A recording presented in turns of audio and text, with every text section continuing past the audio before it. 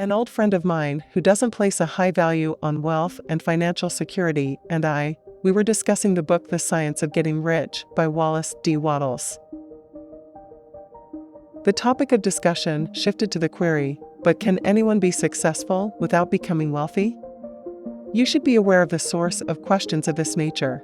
People who have given up on life frequently have the misconception that they do not require a great deal of financial support. Let me rephrase that. People who have lost their sense of self-worth as a result of poor education and incorrect social norms include those who believe that they can get by in this world without having a lot of money. Do you need a lot of money to get by in life? Or is it possible to get by without it? The lessons I've learned from reading this book are incredibly valuable, and I will summarize them for you in only 3 points. If you are visiting the channel for the first time, think about subscribing so that we can assist you in reading the best finance books and getting a lot of valuable financial information. Here are a playlist of book summaries. Let's get started. The first lesson I learned from The Science of Getting Rich. When I was young, my family didn't have a lot of money, so I thought that the rich people were just lucky. The person who got me interested in reading was one of my friends, and that's when I started to learn more about the way of life that rich people live. I'm always amazed by how many people can start from nothing and end up being successful. The more I learned about the lives of successful people, the more I saw similarities to how I was thinking. Except for my parents, I grew apart from all my relatives as time went on. To be clear, I didn't ultimately turn my back on my family, I just broke away from their mindset.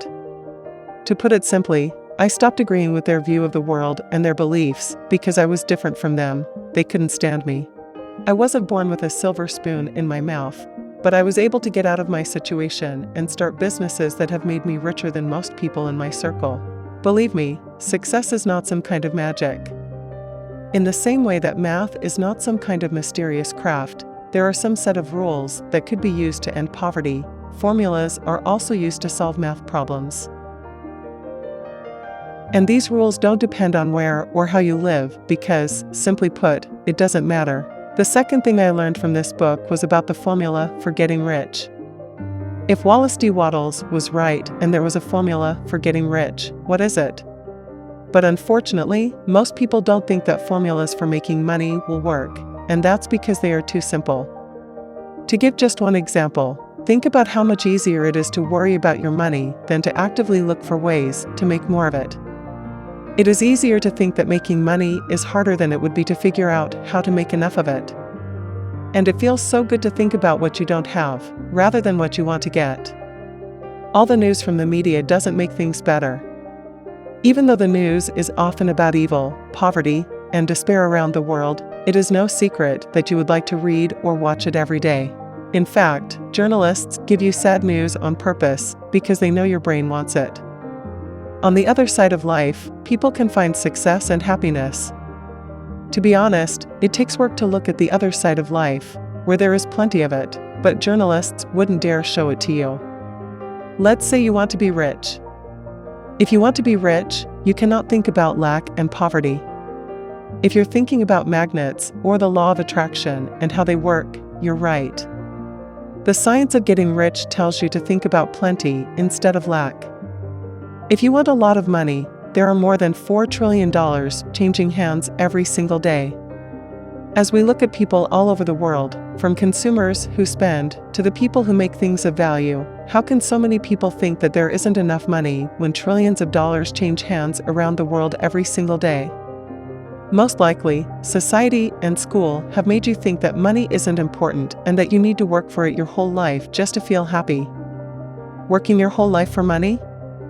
That is careless, and if you have to make it, there is already too much of it in the world. If you want to make more money than most people in the world, you need to spend time learning what people want and studying marketing and other businesses that relate to consumers. The third lesson I learned from The Science of Getting Rich is that if you already know how to make money, you already know how to make anything else you want to make. Growing up, I've had a difficult time making friends who share my enthusiasm for reading and optimistic outlook on life. I still have a few of these friends who have stuck with me for years, and they are not having any obstacles managing their finances.